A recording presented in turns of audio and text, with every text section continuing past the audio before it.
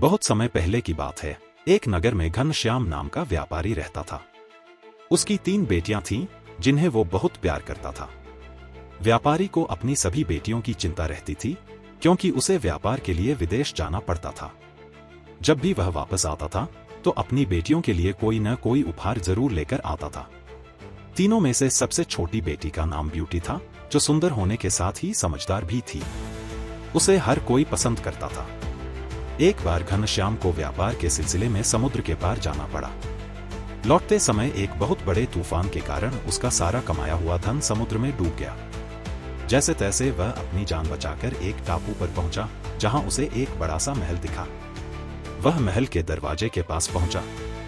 दरवाजा जादुई था, तो वह अपने आप खुल गया और व्यापारी महल के अंदर चला गया। महल अंदर से बहुत सुंदर था और उसके बीचों बीच एक बड़ी मेज पर बहुत सारा खाना रखा हुआ था। व्यापारी को तेज भूख लगी थी, तो उसने मेज से एक सेब उठाकर खा लिया। तभी वहां एक बीस्ट यानी राक्षस के हंसने की आवाज आने लगी। व्यापारी आवाज सुनकर डर गया और छुपने लगा। तभी बीस्ट ने कहा कि डरो नहीं, आप हमारे मेहमान हैं। आराम से खान खाकर आप जा सकते हैं। बीस्ट के व्यवहार से व्यापारी बहुत खुश हुआ और उसने पेट भरकर खाना खाया और उसे धन्यवाद कहकर जाने लगा।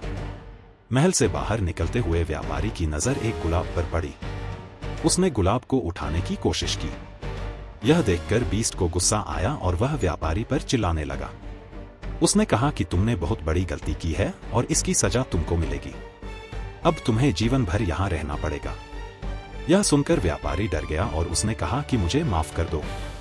घर में 3 बेटियां मेरा इंतजार कर रही हैं। मेरे अलावा उनका कोई नहीं है। तब बीस्ट ने कहा कि यदि तुमको यहाँ नहीं रहना है, तो तुम्हारी जगह किसी और को यहाँ रहने के लिए भेज दो। व्यापारी दुखी होकर अपने घर चला गया और उदास रहने लगा। उसकी उदासी देखकर तीनों बेटियों ने कारण पूछा। तब घनश्याम ने राक्षस के महल की पूरी बात बता दी। पिता की बात सुनकर ब्यूटी कहती है कि वो महल जाने के लिए तैयार है। घनश्याम ने उसे समझाना चाहा कि ऐसे ही किसी महल में जाकर रहना अच्छा नहीं होगा। उसका पूरा जीवन बर्बाद हो जाएगा। ब्यूटी ने पिता की बात बिल्कुल नहीं सुनी।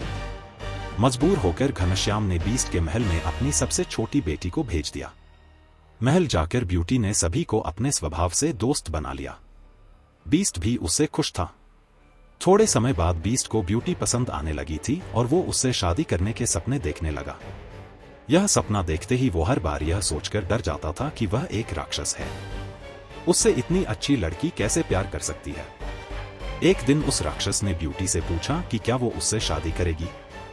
ब्यूटी ने बिना डरे राक्षस को मना कर दिया। ब्यूटी के मुंह से ना सुनने के बाद बीस्ट दुखी होकर चला गया। राक्षस रोज ब्यूटी से शादी की बात करता और वह रोज मना कर देती।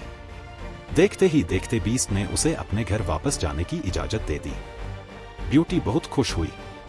फिर राक्षस ने ब्यूटी को एक अंगूठी देते हुए कहा कि अगर तुम्हें कभी भी वापस आने का मन करे, तो तुम इसे अपनी उंगली से उतार देना। ब्यूटी घर पहुंची और अपने परिवार के साथ खुशी खुशी रहने लगी। 2 हफ्ते बाद उसे अचानक राक्षस की याद आई। उसने हाथ से अंगूठी उतारी और महल पहुंच गई। वहां जाकर उसे पता चला कि बीस्ट बीमार पड़ गया है। तब ब्यूटी ने उसका बहुत ख्याल रखा और वो कुछ दिन बाद ठीक हो गया। ठीक होने के बाद राक्षस रोज ब्यूटी की सेवा करता था। उसका प्यार देखकर ब्यूटी को वह पसंद आने लगा। एक दिन जब दोबारा राक्षस ने उससे शादी के बारे में पूछा, तो ब्यूटी ने हाँ कर दी। तब बीस्ट ने पूछा कि क्या वो इतने बड़े और अजीब से दिखने वाले राक्षस के साथ जिंदगी भर रह सकती है। उसने कहा कि हाँ, वो उससे प्यार करने लगी है।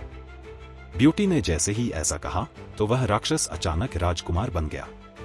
तब राक्षस ने उसे बताया कि वह बुरे श्राप के कारण राजकुमार से बीस्ट बन गया था। उसने कहा है कि यह श्राप केवल सच्चे प्यार से ही दूर हो सकता था, जो हो गया। इसके बाद ब्यूटी और राजकुमार ने शादी कर ली और दोनों खुशी खुशी रहने लगे।